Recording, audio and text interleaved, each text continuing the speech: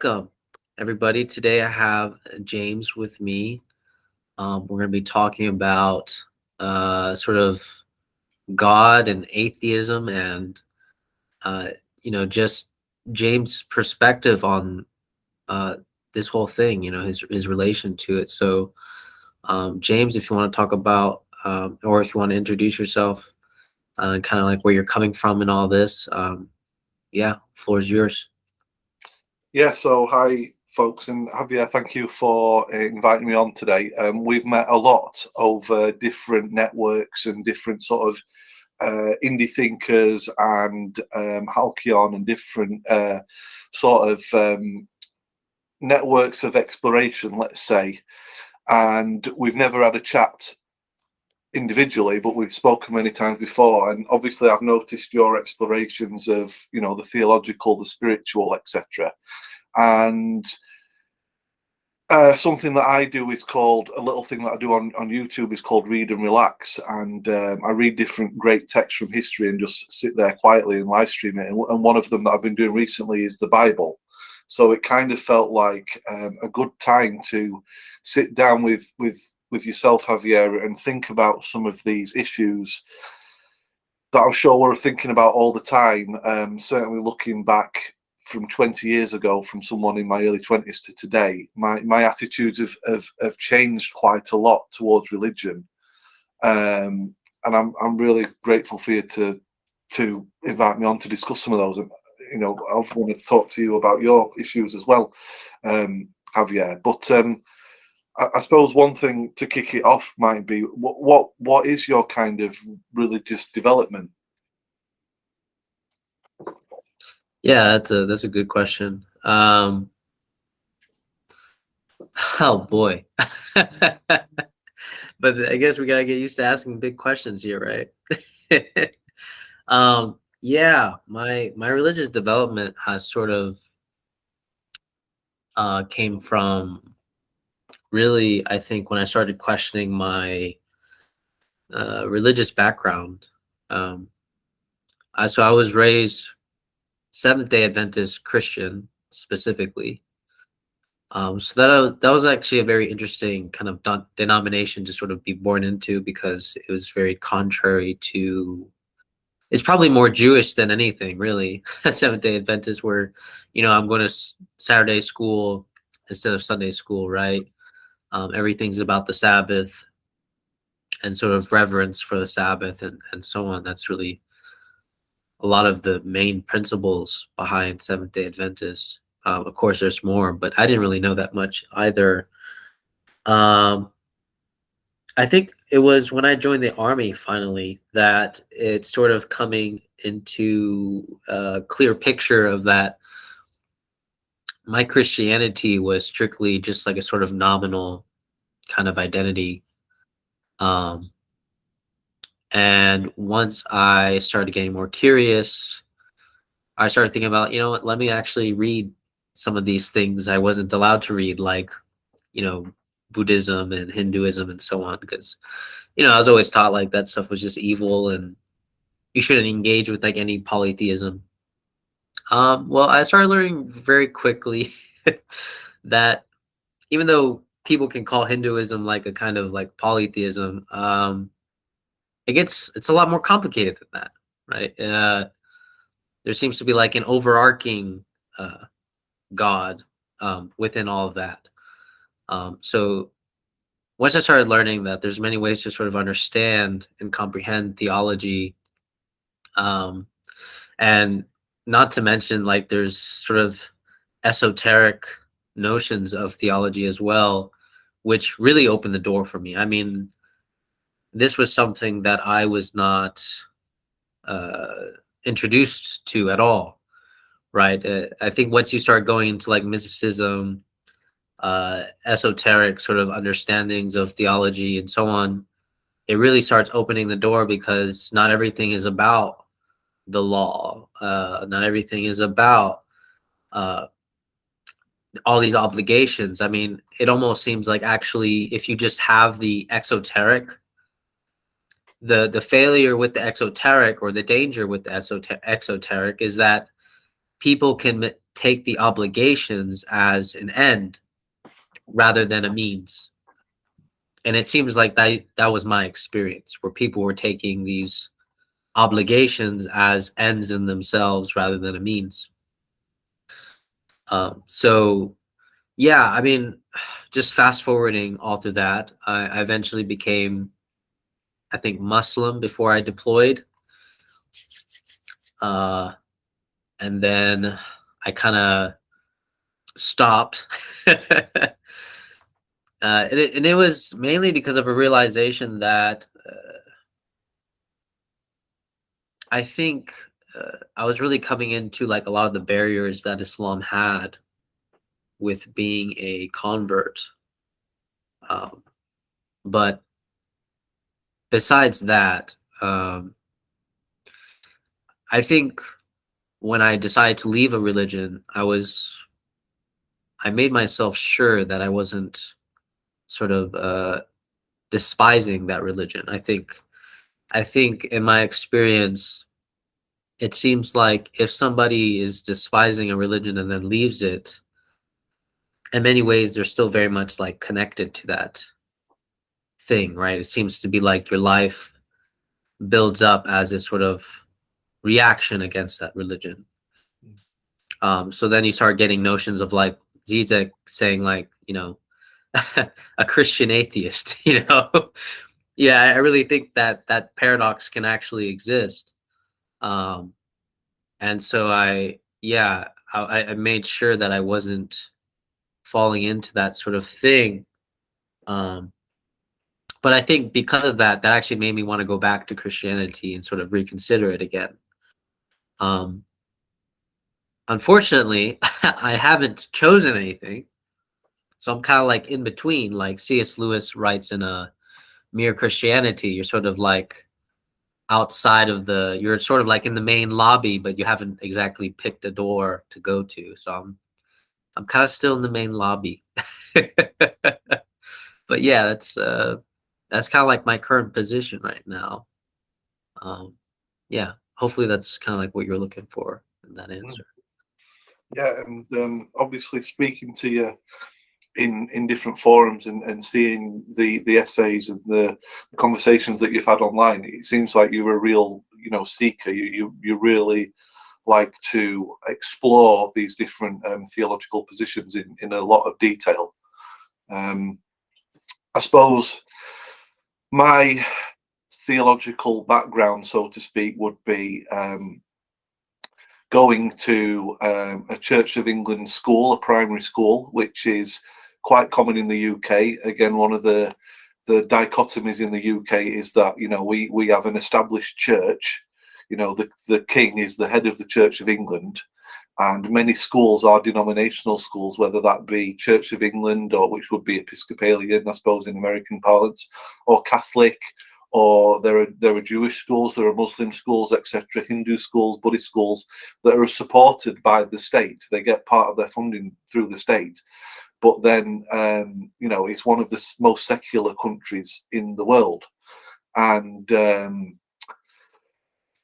it'll be interesting to see when the new census comes out from the results from that from 2 years ago, how much the average citizen attends church, because it might be below 50% Christianity for the first time in the UK. But yeah, going to primary school, middle school that was Church of England, and attending church services, and being quite influenced, at least by the ideas of Christianity and Jesus, etc. To, I suppose, the main things that I took was from that is the importance of forgiveness, and making sure and an appreciation for the underdog, let's say. Then into my 20s, into my late teens and 20s, becoming quite a hard kind of new atheist along with that time. Around the early 2000s, when you had, Richard Dawkins was at the height, Sam Harris. It was that confluence of the Iraq War and George Bush, and a lot of the, George W. Bush, and a lot of the religious justification behind that. And then on the other hand, you had Al Qaeda, which were, coming at it from an extreme position. And you know, at that time you had these figures like Dawkins, Sam Harris, Christopher Hitchens, etc., and that influenced me a lot. And I did struggle a lot with religion to the point where I actually found it kind of unbearable in a kind of emotional, intellectual sense when Easter would come around, because I would be so filled by these thoughts of what is religion true or not that I actually found it quite painful. Then meeting my girlfriend Lucia, who's now my wife, who is Catholic. She's English born and bred, but she's from a family from Italy, and that's helped me to resolve, almost like in a Hegelian sense, so to speak, whereby there's been this synthesis whereby I'm glad she saved me from this new atheism, and I am now um, much more open to the good things that religion brings to people. You know, that sense of lineage, that sense of togetherness, but not just sort of worldly things. You know, an appreciation for faith. My children have been baptized; they go to a local Catholic school, and I think it's good that, you know, you get. I don't think it's good to always get your own way. I think it's good to have a mixed marriage, so to speak, whereby, and we'll get into this. I am still, I don't know. I'm really confused about. You mentioned Christian atheism. That's something that we can get into, but yeah, for one, I do feel much more like something is processed within me, and I'm much more relaxed about religion, and more appreciative of its good points. To stop there for a moment. Yeah. Huh. I mean, like your story is always very interesting to me because I remember growing up and my mother telling me like, you know, you probably she this was like her advice to me. She was like, you probably should marry somebody that has like your same religion, basically. And she kind of like used her own marriage as an example, um, to kind of like pinpoint like why my father and mother didn't work out too well. But ironically, my father, he wasn't even an atheist. Like he believes in God. He just didn't. Uh, you could say he basically stops at theism. You know, like yeah, he believes in God, but he doesn't believe in institutional religion. Basically, you guess you could say my dad's, without him actually playing along with the cultural lingo, he's probably in a modern sense spiritual but not religious kind of thing. Uh, but yeah, my mother basically kind of said, you know, like these religious values probably not going to work out when you marry someone that you know doesn't share those. But you know, hearing your case, you know, is something that you know fascinates because it's like contrary to my mother's advice, right? But ironically, I've always had a suspicion that I'm not sure if this is necessarily true. Um, you know, I'm not, you know, whether my mother was correct on that. And I think ultimately, you know, being older now, I mean, it really just depends. I think really, it just really depends on like the couple. It it's really like a micro dialectical situation. Um, we can't say that it's going to work for everybody, and we can't say that it wouldn't work. Um, because it's like there's so much things to consider, right? It's just like the type of atheist that you were and are, and the type of Catholic that your wife is. And I feel like that really matters. Mm, Because I mean, in some ways, she has to have some type of opening because if she didn't, then she probably would have been like more of a hardcore Catholic and would have only gone for Catholic men. mm, Um, so there has to be some type of opening, mm, and it does seem like when it comes to relationships in terms of like religious situations, um, I think if it is going to work, it has to be a situation where it's like you're both willing to sort of give up uh, like a dominating position to allow room for the other. And I think it sounds like you two have kind of successfully done that. And I think the next concern also, I mean, because for me, like when my mother told me this, I was like, well, I'm open enough that if I were to, be with a woman that was atheist or whatever, it wouldn't actually bother me. What would be a concern was the children. Now that when you said like, oh, my children go to Catholic school and so on and so on, I was like, okay. I mean, this see the complication of all of this definitely goes back to like the type of atheist that you are, right? Because I mean, if we were a hardcore atheist, would we want our children going to church? Probably they would say no, right?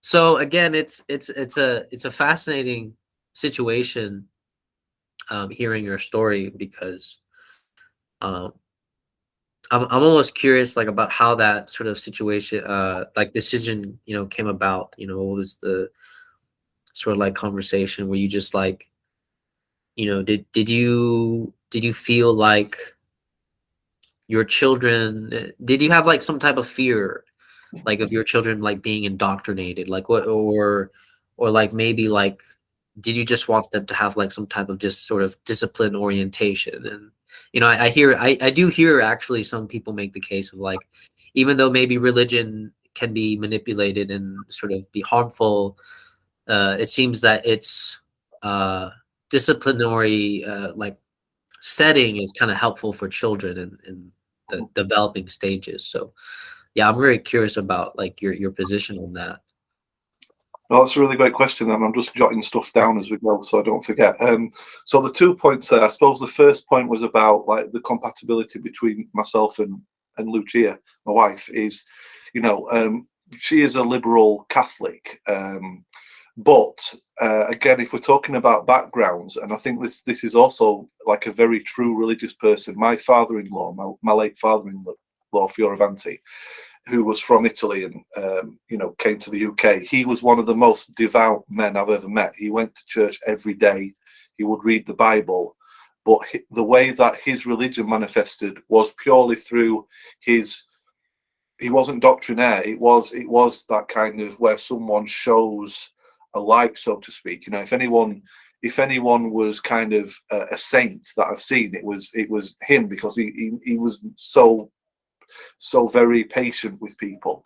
So I think that's whereby, as you mentioned there, that's kind of like someone living the faith as opposed to someone who's very hardline and doctrinaire.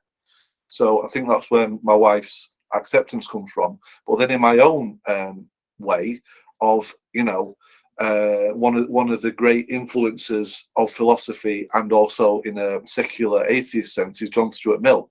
And John Stuart Mill's core doctrine is you should always read the hardest, you should always go for the engage with the opposite side of the argument. So I've always been open to that, and that it's a logical inconsistency to say that the other side is completely wrong. How can they be 100% wrong? There must be something to engage with there. So that's the spirit that I engage with religion and with my wife's beliefs. And then coming back to my kids, I think what going to a religious school helps you do when you're a child is it helps you engage with the transcendent. So it helps you engage with ideas that are outside of the mundane, outside of the everyday, outside of even trying to get a good grade in school or whatever that might be. So I think that's why I think it's important in a moral sense to learn about the Sermon on the Mount, etc., and have that moral grounding. But I think that it's good to have that sense of the transcendent, and then I think as my children grow up, whether they do still have the beliefs or whether they become less religious, absolutely delighted however that turns out. They will have a connection with those bigger questions. If they got into philosophy, that I feel like they would have that ability to engage with something beyond the technocratic, or just like the maximizing of consumption, let's say, or something like that, if that makes sense. No, I mean, it totally makes sense. It totally makes sense because, I mean, it seems like that's how I was able to even grapple. Like my introduction to philosophy is probably the only grounding that I had to be able to grapple with anything that I probably like vehemently opposed. You know, I was just very strongly against. But the thing is, once you start engaging with philosophy, you start asking deeper questions, and deeper questions reveal instability basically in your own position. And once you start feeling instability in your own position, it's almost like you're willing to engage with the other at this point because perhaps maybe you were opposed to their position because you felt like it was unstable. But then when you realize your own position's unstable, like how do you deal with that, you know? And so it's almost like you have to sort of have some dialectical situation going on. I did like what you said about,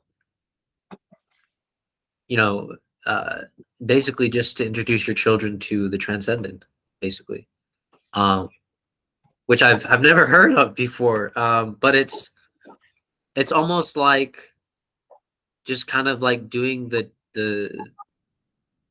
child thing of just like introducing them to so many curiosities.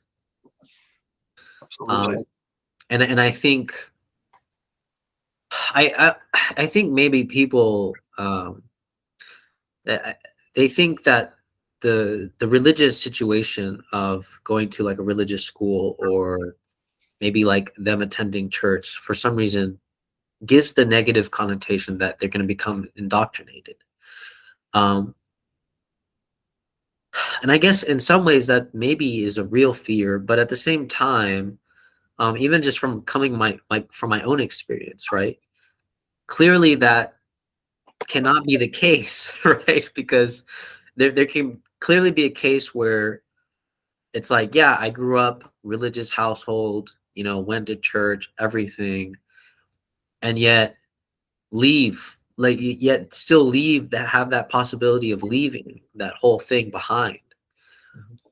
Uh, so it really does kind of shed light, like even just having the introduction to the transcendent, you know, doesn't guarantee that your children will accept it or, you know, will not accept it or will accept it.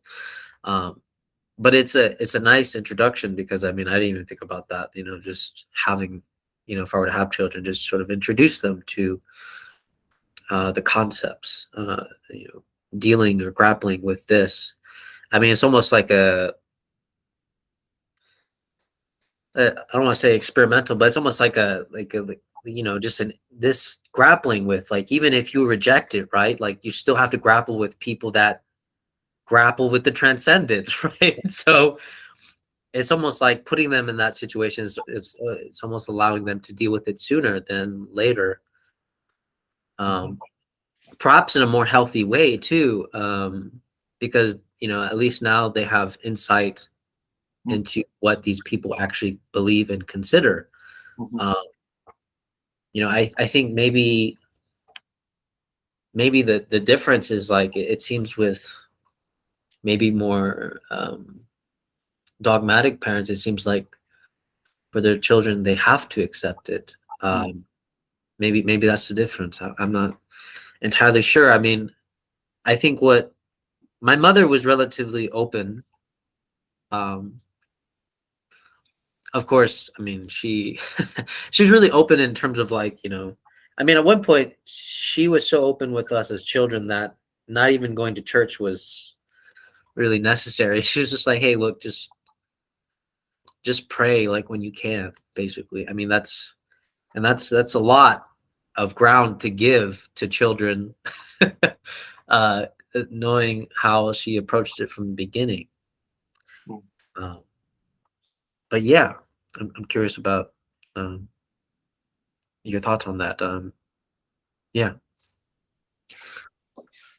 Um, I, on that personal note that you were mentioning there, I mean, I think one of the things that I had to work through was, and this helped me accept a lot really, because I felt deep down I knew that a lot of religious people were more moral than I was, and not in like in an evil way or something like that, but I could see that there were a lot of people that were more outgoing, more engaged in the community, that kind of thing.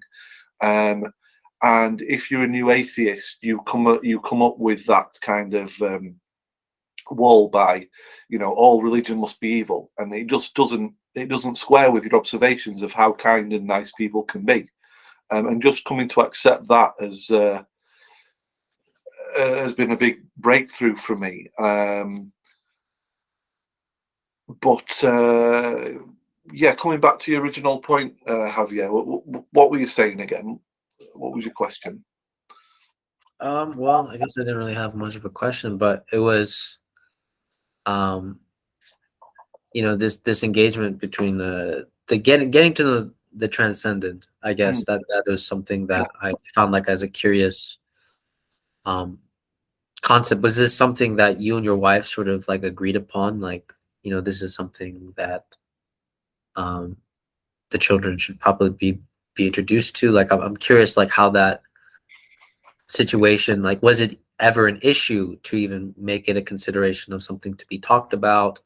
Um, I'm curious on that note. yeah, no. So right from the start, I was glad that they would go to a Catholic school, because they would have this access to being able to access the transcendent, and I don't just mean that in the religious sense. Just being able to think on that larger scale and think about those bigger issues. I just think that's so enriching for an individual person. And like you say, whether someone agrees or believes or not, they've still got to get into that mode of thinking, of engaging with that. I think maybe a child, if a child goes to a school which is a purely secular school and has no appreciation for religion, I do think that they're losing out on something, not just in a worldly sense. I mean, I think they are losing out on something, deep within their being, let's say. And I don't mean that in a religious sense. I can't quite articulate it. I think you are missing something of the human experience if you do have no knowledge of religion or no experience of it, whether you eventually come to believe it or not. But for example, we had a Catholic baptism, and then at the party afterwards, we had a humanist celebrant come and do like a naming ceremony as well. So it's never been something we've sort of balanced both sides of it, and I think, as I said, we're both enriched because hopefully my wife sees that you can be secular and you can still have values and things that you want to aspire to that are good for yourself, your family, for your community. And I've learned that that religion is not a bad thing. It's a good thing, and those two things can coexist together quite happily and enrich each other. They can learn from each other. Um, and just to continue a little bit more on that, as we were preparing for this, it started me to spin off and write down a lot of my thoughts about this. And I think that the secular is worth defending.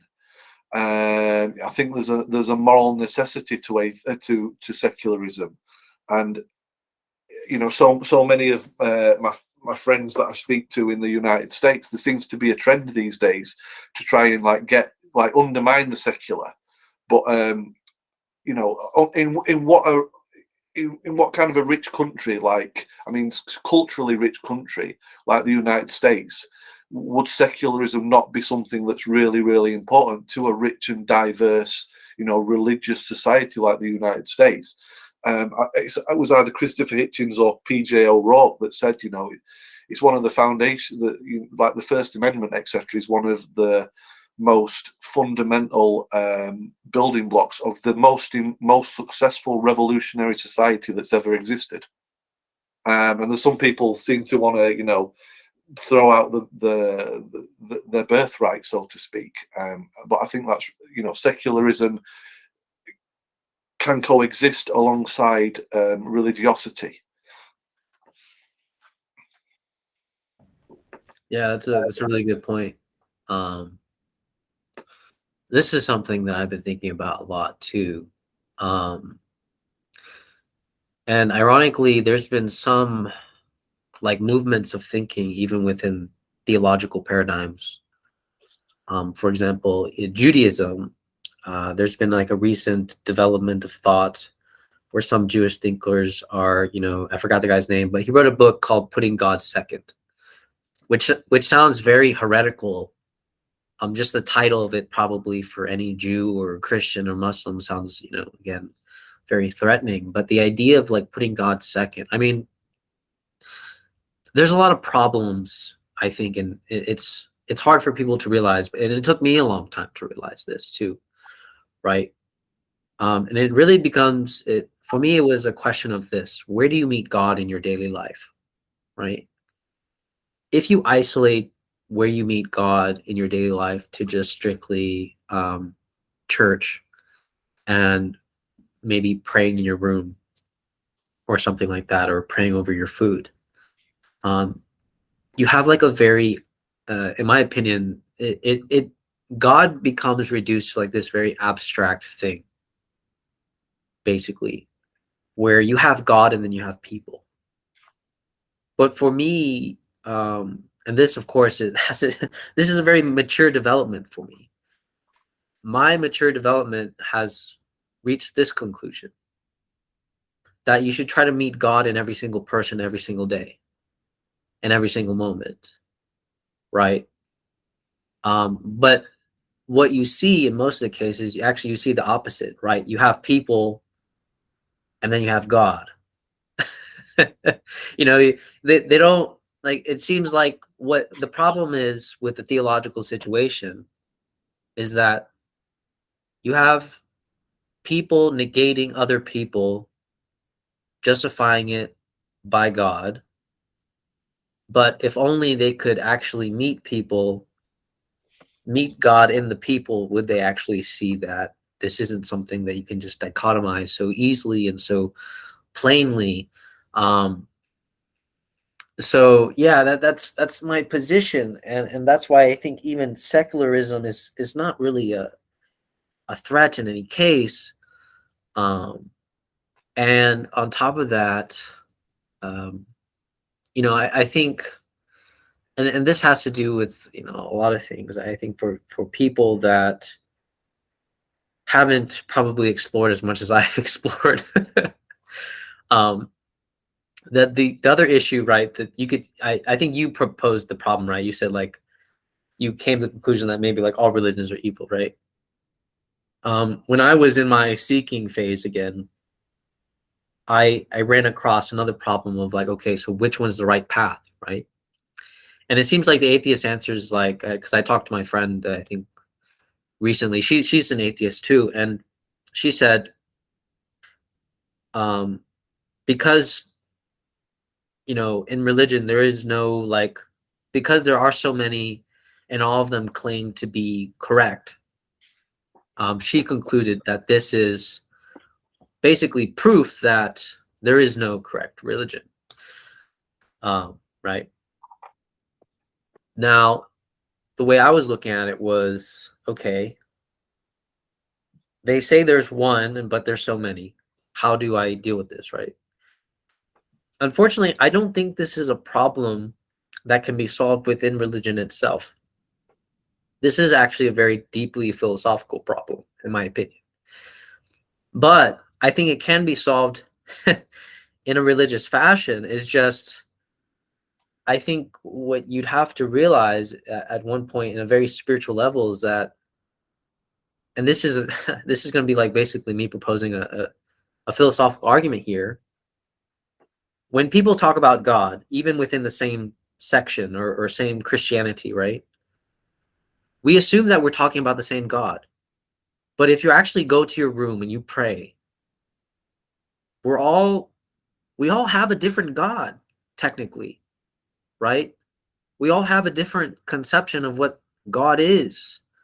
But that's kind of like the beauty of the anthropomorphic relation when you pray to God in your room, right? We may pray to God together at church, but you start quickly understanding that people's disagreement over scriptures, over anything else, really exemplifies this personal relation that we all have.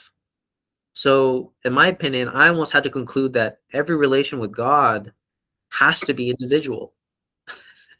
So it's not just there's so many religions. It's the fact that within the religion itself, there's so many personal relations that if you actually think about a personal relation in a very real way, James, as the relation between you and me is not going to be the same relation to you and your wife, or you and your kids, or you and your other family members. So you can see how it's the same person, and yet a variety of different relations in connection to different people.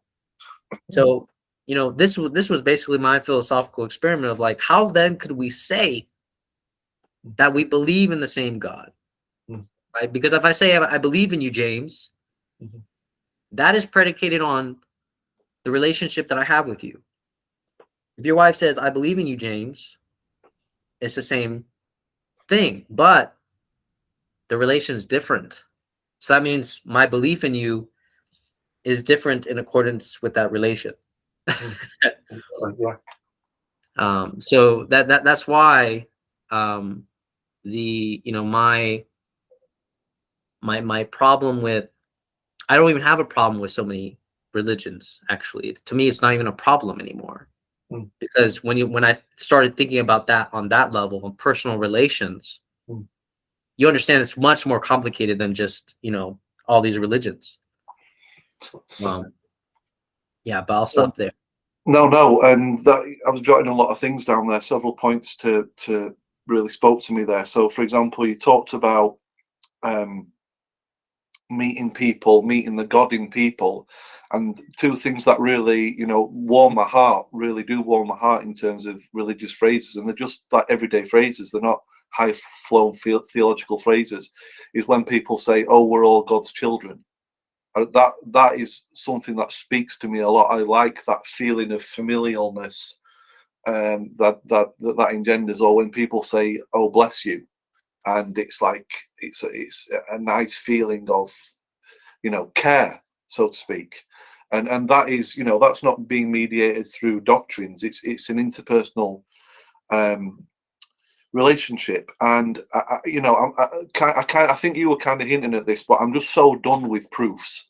I'm not interested anymore in kind of the arguments about the existence of God, or whether, because basically, as far as I can see, science can or cannot prove whether God exists.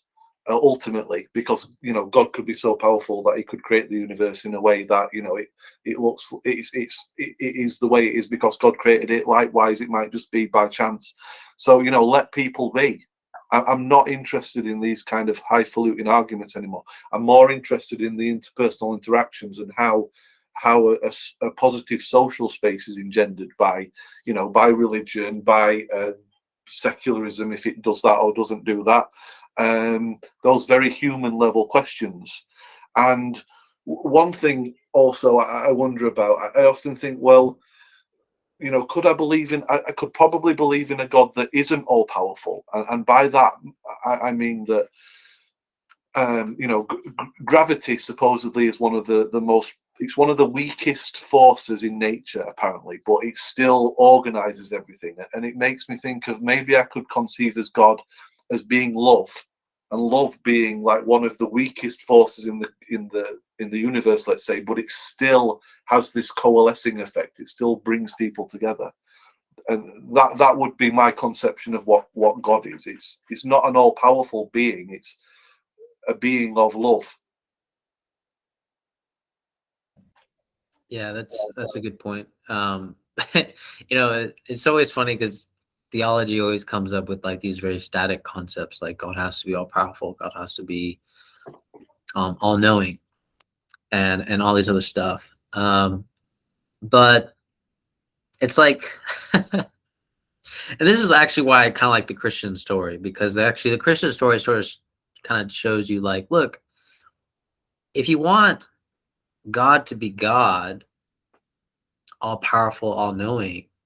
But yet he limits himself because he is so powerful and so knowing that he actually can't become human, right? If you say that, then God isn't, right? So in essence, God has to actually become man if he is to know, right? He actually has to experience what being weak is, what being limited is, if he is to say, or if we are to say that God knows, that God is all powerful and so on, right? He has to have some type of opposite within himself in order to say that he knows. Um, so I've always find, those kind of like static notions of God interesting, but also at the same time, sometimes, the question of whether like God is all knowing or all wise or whatever that case might be, for me, it almost doesn't even matter really. And the reason why it doesn't even matter to me is because I don't think about when I have a personal relationship with somebody, I don't think about how James is all knowing or all powerful or all wise. I think about the relation that we're having, right? And most of that relation is trying to establish a continual relationship of just love in general. That's really it. I mean, that is probably the most simple thing we can do, because I mean everything else that we're talking about, like God all knowing, God all powerful, these are concepts that um I'm I'm not going to find in my daily experience, right? How do I get that understanding when I'm praying in my room? I'm not going to get that understanding. It's something I kind of just have to accept, and that's fine. I mean, just to be a part of the religion itself, I can accept those doctrines and so on. But it isn't going to be a part of my sort of daily life where I think every day, okay, God is all powerful, all knowing. That's not how it actually works. Your relation is always predicated on experience. And actually, what's funny is that the only men that knew or had any real taste of God were Jesus, the prophets, and so on. Like those were the only men.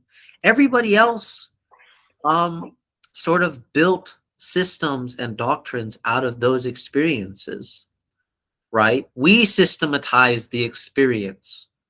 But the problem is, how do we unsystematize to then experience, right? Or better yet, how do we do the Hegelian thing where we live within a system but try to experience what was said, right? So that, for me, it's like, you know, there is something very deep even about reading scripture, right? Um, and I think I always like this phrase from Zen Buddhism, where you read a Zen koan, and the whole purpose of reading a Zen koan is to break discursive thinking, right? And I think actually the Bible should be read like that in some ways too, because it's like, I think sometimes we try to think about the Bible so much, and do this discursive thinking, and there's definitely room for that, and I think it's definitely necessary at certain points. But you have to also keep in mind, like, that's one layer, right? Just the discursive element of the Bible, sure, we can engage with it, and we should. But then we should also engage in the other level, where it's like you're just reading it as if you're reading it as a letter from like a lover or something, like you're not aiming to understand, you're aiming to experience something, and I think that's a totally different relation to scripture than probably most people consider. you know yeah, it's up there. I think what you're speaking to, again, is something that I found very powerful idea within Christianity, is the idea of grace. Get rid of all these doctrines and all these proofs, etc. What is the actual relationship between the person and their God? And that would be a very, very personal thing. Who are you to say that? Not you, but who is, the preacher on the street who's saying, right, you've got to do this, this, this, and that means you get into heaven, or that means that you believe in God.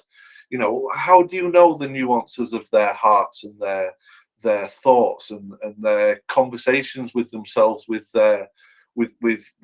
So let's say with God, and how that informs their belief.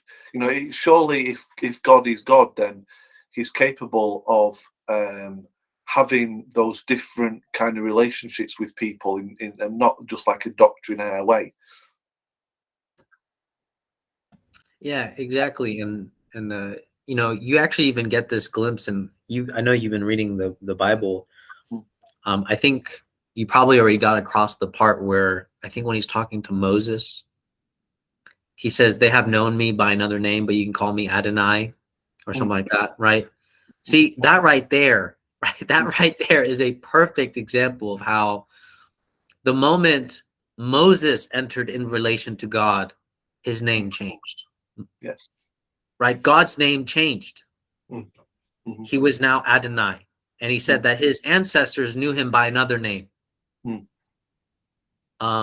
So and even the Bible gets even interesting, because it's like once you get into relation with God, not only does God's name change, but even God changes your name. Right? He there's been cases where he actually does, give them a new name. What? Yeah. God wrestles with Jacob and then calls him Israel. Yes, exactly.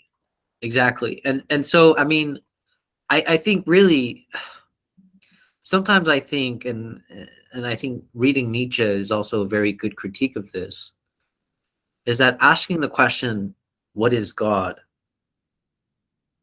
can be a dangerous question alone if you're not asking also, what is man?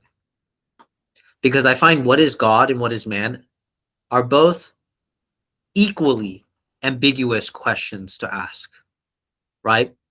Because even if I didn't believe in a God, I would have a very hard time accepting that me as a human being is just reduced to simply atoms and energy. There is something inside of me that just does not quite fully accept all of that, because just seems like there's something more. There's something more. I'm not saying that it's incorrect, but I'm saying that there's something more, and that scientific explanation doesn't capture that moreness that I am, trying to express. So even this is the problem, right? And I think, like, I bring back Nietzsche, is that Nietzsche asks, basically, he frames it in such a way that I think it's useful to say God is dead, so that way you focus back on man. Because actually, if you go to the question, what is man, you will ironically answer, what is God? In some way. If we are truly made in the image of God, why do we keep asking, what is God? Why not go back to what is man? And if we really try to answer what is man, and if we are really a reflection, then will we get closer to what the question of God is? So, I mean, and that's why I liked some of the new thinking recently with some of the Jewish thinkers about, the book called, Putting God Second. And even Buber talks about this a little bit, where he talks about, the dangerous thing about God is that you make God an object. And that was my main point in the beginning, was that the moment you start making these divisions between God and people is the moment you start making God an object to sort of smash people with, um, and unfortunately I saw this with, like, school the other day, right? We have some radical Christians on the campus that, protest and say things to other people. And unfortunately, was it my friend was telling me about a girl that got upset over this radical Christian, and basically the Christian called her, like, a whore, a slut, and she went up to my friend. She said, "Are you a Christian?" He said, "Well, that's a complicated question." she's like, well, I think after my engagement with that, I think I hate Christians now, right? Which is a totally understandable reaction. But my friend was, understanding in the sense, to make her realize that, this is just one kind of Christian. This doesn't represent the totality of what you would experience. But he understands, But yeah. But just coming back on that point, and then coming back to an earlier point, I would say that, that let's imagine that person on campus was shouting things and saying, "Oh, if you've done this, then that means you're destined to hell," as opposed to, an aspect of grace and forgiveness that would be offered to someone who felt bad for something that they'd done, which I think is more in the spirit of Christianity than the person shouting abominations at people. But just coming back to, you're referencing in the Bible there, and with my Bible reading that I do, I'm not trying to put that as just another book alongside other great books. Obviously, it is a very, very unfortunate book, but I'm not trying to be blasphemic or anything like that. My reason for reading it is because, I feel like to be an educated person, to be an enlightened person, you need to have read a book, really. Well, this is my question. And I think it's right. Do you need to have read the Bible? I would say yes, because it's a book which has influenced Western civilization for the past 2,000 years. But just to come back to your earlier point about sort of many different points of view blossoming, often it's said that one of the basic critiques of the Bible is, it contradicts. But what if it's meant to contradict? What if it's meant to be open to interpretation? What if it's meant to allow 1,000 different theologies to bloom in order to benefit God's children, so that people can express themselves in different ways? Yeah, and that's something that I feel like, unfortunately, that kind of like I only understood that when I started reading philosophy.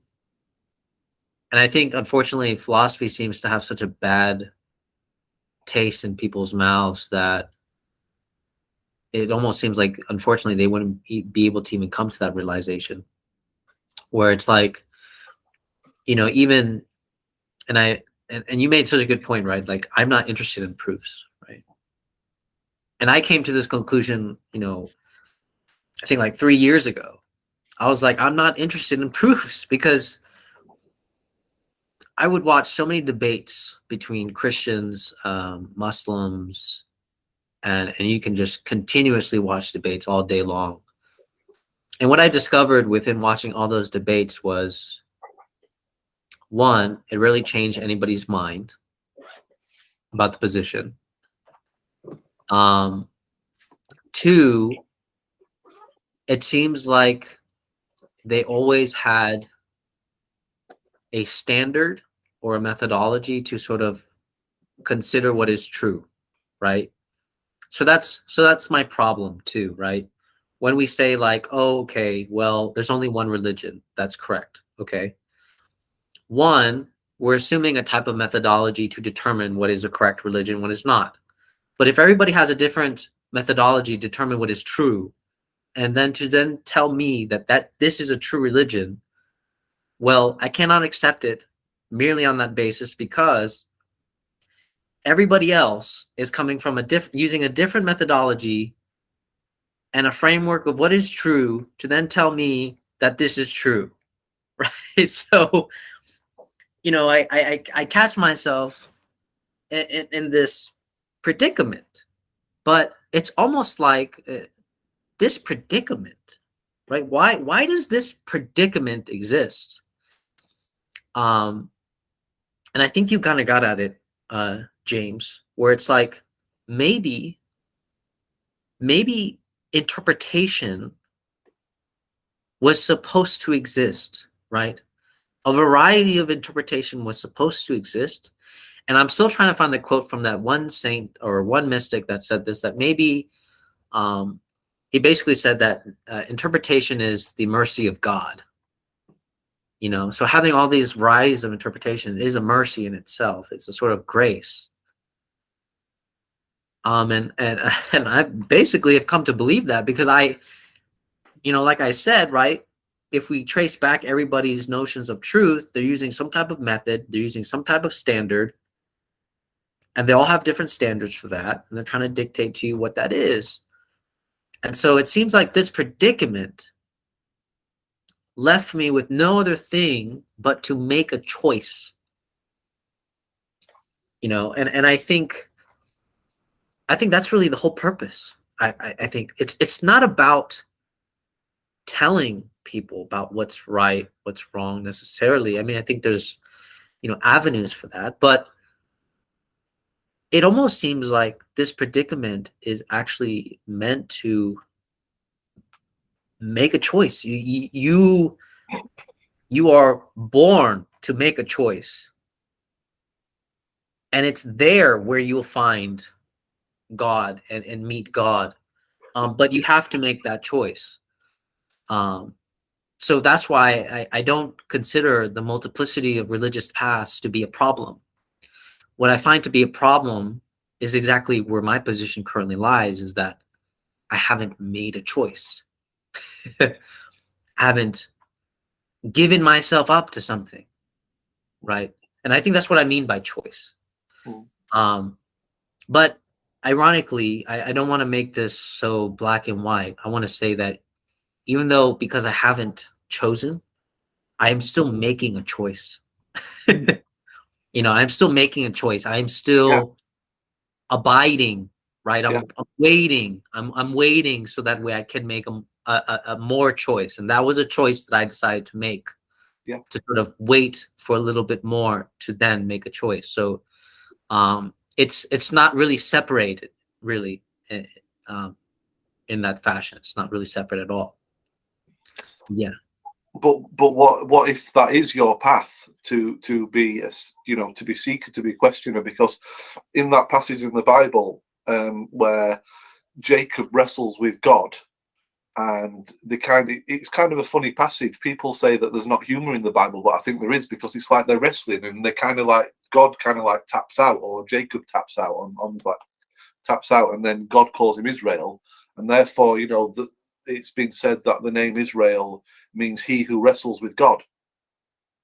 So maybe that is also walking with God, being with God, is questioning, etc.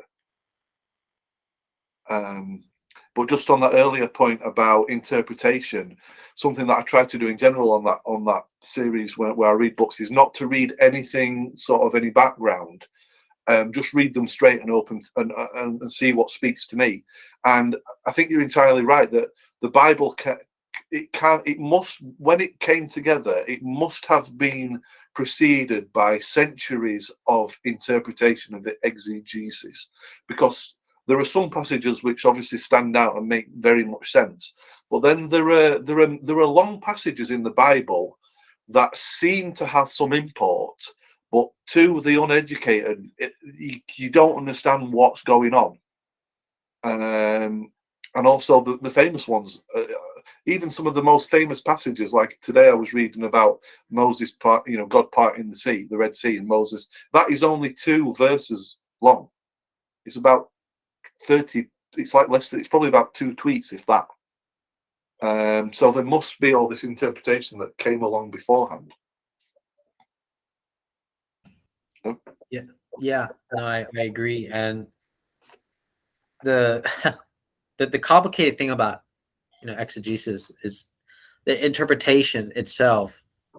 For example, when I started engaging with Jewish mysticism, the Kabbalists started theorizing that actually there is several layers of meaning to be achieved when you're reading the Torah.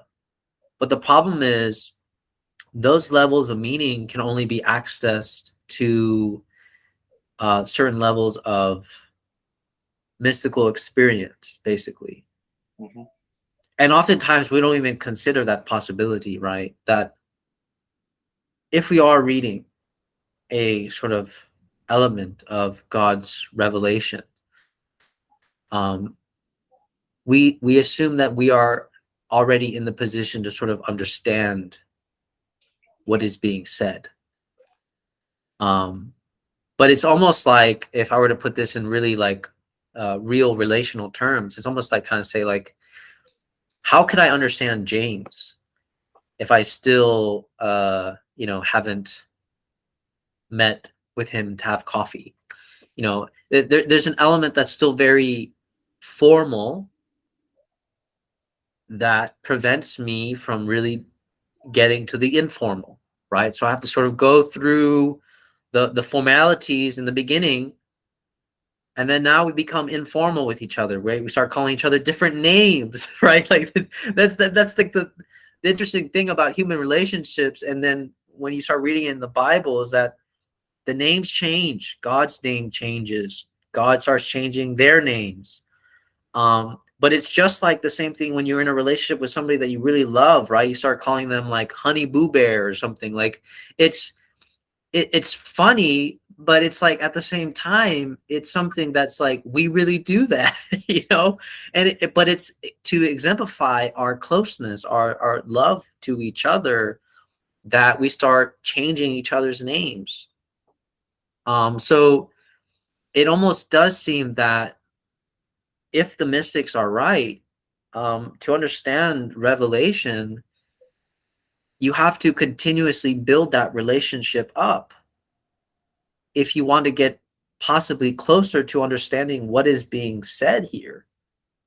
Um, and because I started college recently, Moses, the Bible's saying that Moses split the Red Sea, right? According to English, that is still an abstract sentence, right?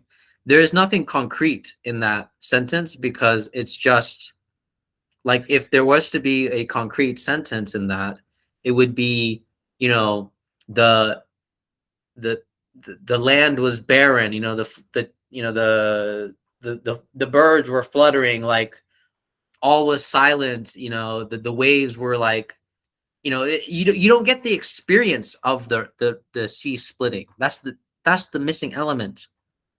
You just know that the Red Sea split and the Pharaoh drowns with his entourage, basically. So it's actually very abstract in a very in English like speaking sense. It's an abstract sentence. Yes. It's not an actual concrete thing, because you don't get any notion of experience. Right? And that's something that I recently, got introduced to by English, because I mean, saying that Jack opens the door again is a abstract sentence. It's Jack, breathed, took a couple steps, heard the sounds, turned the doorknob, heard a creak, opened the door. It's all of those elements that make it a concrete thing. Again, according to English language. But just taking that, you understand that who's having the concrete relationship here, right? Moses is.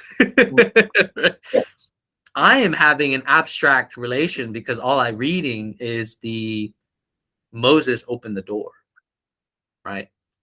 But when you get like to Jacob's story, which is interesting, there does seem to be like a more concrete relation, just because the repetition in that whole book is crazy to me. There's so much repetition, and it's so poetic as well, that you really begin to kind of get something concrete out of this,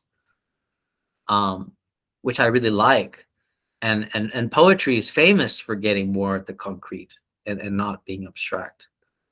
So yeah, I'll leave it there.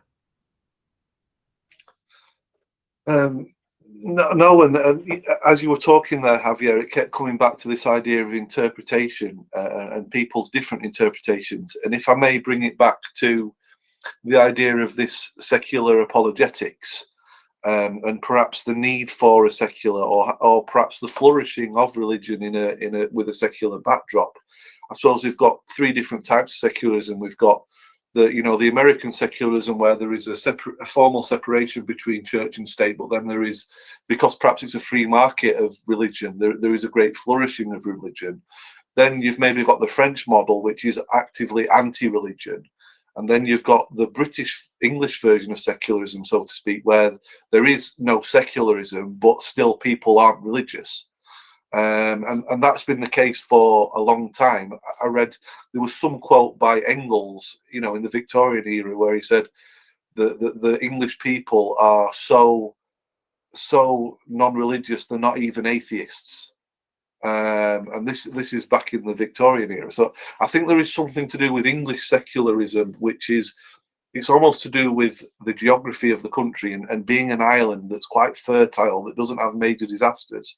It gives people space to question God in a way which countries that experience more tribulation, you know, obviously the people are going to be asking for help. But I suppose the point about secularism that I'll come back to is I see it more as there's this interview with Jack White of the White Stripes from several years ago, where he talks about he likes playing this crappy guitar because it puts him in a box and it makes him kind of work harder. And I feel that would be my defense of secularism. You know, my defense of secularism as a kind of a backdrop to a religious flourishing would be that its main strength is, yeah, you can blame secularism on nihilism. You can say it's got nihilistic tendencies. You can say it's got tendencies towards atomization. But that is because it is something that is man-made. It has come out of our half monkey, half fawn brains. And of course it's going to have problems with it.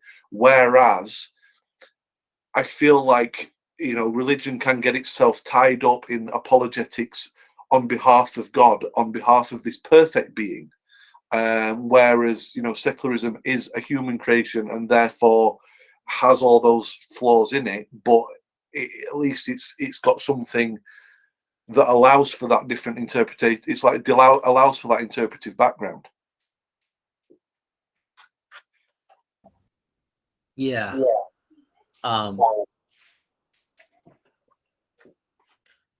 You know what's interesting about the Byzantines, right?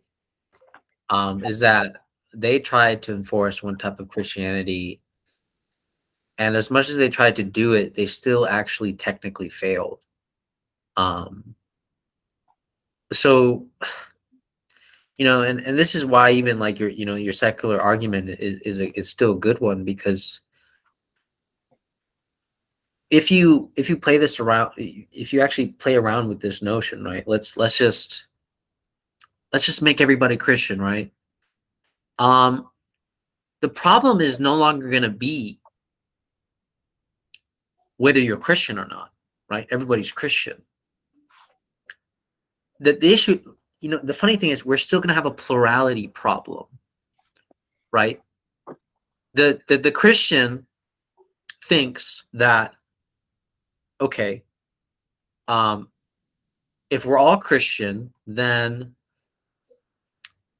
the world would be better, right? The USA would be much better, okay?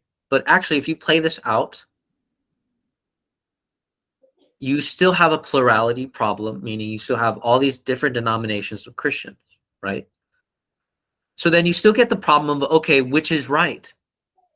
You know what I mean? Like that's the interesting part, right? Once you go from, okay, this religion is correct, you run into another plurality problem where then you say, okay, which denomination is correct? And then of course there's all debates upon that. But if we really take the you know, like the problem of scale, as Daniel Garner puts it, right, or the problem of spread, a layman doesn't always have time to sit there one by one and just dissect every single aspect of Christian history to then determine in a correct fashion which denomination is correct. That is demanding way too much for the layman to do. And that is also demanding way too much because those are very high theological issues, right? They're very high theological issues. I mean, you're talking about like finely grained, like, you know, did the Spirit you know, I mean, in Protestantism and Catholic Church, right, you start debating like, at what order does the Spirit come from? You know, like, I mean, so if it's that highly theological, I mean, one, I doubt a layman might necessarily care that much. And even if he does, again, it's going to be the problem of time, trying to just decipher all that stuff out and everything. So and I think that the Christian assumption, or any sort of theological society that the person wants to have, whether it be Jewish or Islamic, you still get this issue. We think it would work because we'd be like, okay, we're all Muslims, right, or we're all Christians, but history says otherwise, right? Muslims had their own civil war. I'm pretty sure Christians did too. So again, we still remain at the same issue of plurality that we're still trying to deal with. And so I think it's wrong. I mean, you would have to make a very good argument, in my opinion, to say like, okay, if we were just all this one religion, the problem would be solved. And if the problem is to try to solve the problem of plurality, I don't think it's going to be solved. Because again, like I said before, another problem of plurality arises even within that own religion foundation. So it does seem like secularism, just to kind of like keep it at a balanced position, just be like, yeah, just keep it at the plural level, just keep it there, right? Because if we were to make everybody Christian, we probably even have more pluralist problems, because then we have the people that are not really Christians being Christians, and then we have the Christians that are all denominations, and so on and so on. So and Islam went through this with their own golden age and so on. So it's I just don't see it working. Even like on a historical level, I just don't see it working, because there's too much notions of plurality that can cause an issue, a real problem, a civil war. Now you actually have the case of like Christians not being Christians, right? Because the human being can just accept something and not really be it. That's the irony. Yeah. A human being can accept something, and beneath all of that can not be that thing. Yeah. So it doesn't solve it, right? Us, making us all Christians doesn't solve it. Mm-hmm. So I think in that case, secularism, makes the better case. Just keep it separate, keep it plural in this fashion. Don't do this, because you don't solve the problem, actually. At least not in my opinion. And I think, and I've been really enjoying our discussion, Javier. I might have to wrap up shortly, but maybe we can carry on another time. But just to come back on your point there, I think what's useful about the secular, or what I mean in the secular is not a secular which denies the importance of religion or excludes it from the marketplace of ideas. Everyone should be able to bring their religious beliefs to whatever discussions they're having. But just as you were alluding to, Javier, different branches of the same religion are still going to have disagreements about hot button issues. You could take euthanasia, the death penalty, abortion, and there within religions there are different positions on all those hot button issues. So you're still going to have to, I would hope, maybe this is my belief, that reason, as you mentioned reason is something that, and maybe the founding fathers believed this, and maybe I'm naive in believing this, but something that I agree with, that reason can be something common that we can come back to and try and model things through. And I think that's that's very personal as well, because I'm not saying that I'm 100% one way or the other, or if you come back to me in 20 years' time, I'm going to be one way or the other. But I think something that I have got over, and you've mentioned that in your seeking as well, Javier, is being sure. I'm okay with not being 100% sure. Yeah, absolutely. I mean, your stance on secularism, it kind of reminds me of medieval China on how they dealt with Confucianism, Taoism, and Buddhism. Unfortunately, it didn't, last, because eventually, like, Confucianism evolved into Neo-Confucianism, and that sort of led into the Buddhist persecutions. But there was a point in time where the way medieval China sort of grappled with their plurality of religions was actually they used Confucianism as a social external religion to sort of deal with people and government and so on. And Buddhism and Taoism were strictly religions of like your inner life. So it almost makes me think that secularism can be the answer for America, in the sense of secularism, being secular, or can be that external interaction between government and life. And then all these pluralities of religions can just sort of be the religions of our inner lives, right? So that way you have this dynamic going on. And it can be a beautiful dynamic. Because, and I think Confucianism, right? The problem with Buddhism, Taoism, Confucianism is that if everybody were to be Buddhist, right? Well, at the time, Buddhism only, was considered like in such a way that you could only reach enlightenment if you basically dedicated yourself to becoming like a monk, you know. But the thing is, socially, that is a disaster. If everybody became a monk, we wouldn't have a infrastructure or a society in general. So, luckily, Buddhism sort of evolved into different, sections and so on. But yeah, like you see the problem there, like already, like, and that's why it's almost like, yeah, you needed Confucianism, right? This sort of stressing on like family and values and sort of social hierarchies and values. So it does seem like secularism has that capacity to be the sort of like handmaiden of all religions, sort of be, right? Sort of deal with the government, the daily life. And then we have these religions to sort of enrich our inner lives. Yeah. No, that's a really good point, Javier. But where this is what I love about this dialectic, and this is kind of like when me and my wife start discussing things. This is where where I love this learning.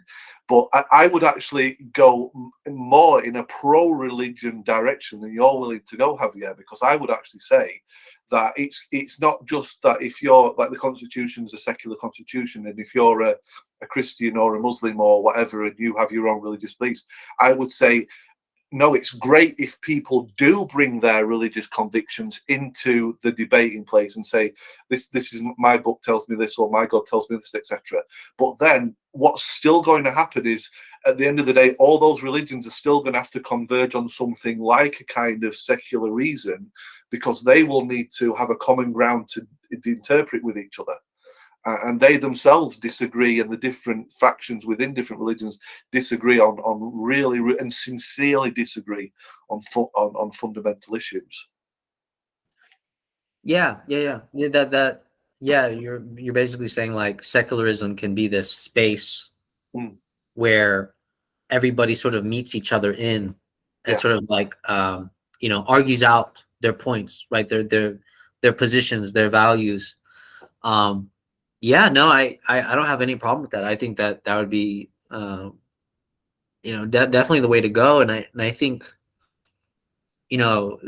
recently some of the churches have been doing more of like what is it called, ecumenical gatherings and dialogues. But it does seem like even on the ecumenical level, a lot of the lay people have problems with this sort of like interreligious dialogue, you know, I've noticed. I've watched. There's a couple like popular like Catholic channels that I watch, and the YouTube channels. You know, one of them is Thomas Aquinas or Pints with Aquinas. I think I watched that one. Um, the guy he's a fantastic like host. I like his hosting, but he does have like, you know, problems with some of the interreligious dialogues, even like with the Pope, even. But I mean, this isn't you know, against what you're saying at all. Actually, um, I very much like the idea of considering secularism as sort of like a space of meeting for all these sort of religions, because if we were to make one religion the space of all other meetings, it almost seems like we're not meeting on equal ground, are we? Um, right. And I think that might be the problem with other people, right? If we sort of use one religion as a space for all others, I think other religions might get or feel like there's a disadvantage here, or there's like some type of like monopoly on this space. So it almost seems like secularism as being a way, as sort of actually being a true other, a real other from religion, from at least, you know, I think you still call secularism a type of religion. But what I'm trying to say is it's other from their own, in a sense that it can host a ground for meeting, and I can, yeah, I think that's a good point, and I think that's a good method, actually. And have you, having heard your excellent points there, there's a thousand things that we could talk on, and that I'd love to go on, but I am going to have to stop there, I'm afraid. Maybe we could do this again sometime, but I've really enjoyed it this evening. Yeah, it's been great to chat to you, and you know, spend the Saturday evening talking to you. yeah, no problem. Yeah, we could definitely do another talk. We could even make this like a part, you know, make it to like a part 2 or whatever. But yeah, I think, obviously there's so much to talk about that it feels very short. But yeah, I will cut it there. So thank you guys for watching. Hopefully me and James can do another one, and sort of like continue to talk about the sort of interreligious dialogue here. But other than that, I think that we brought up some very important concepts and problems and issues and solutions, even possibly, to some of the situations. But yeah, thank you guys for watching. And then I think I can sort of stop recording.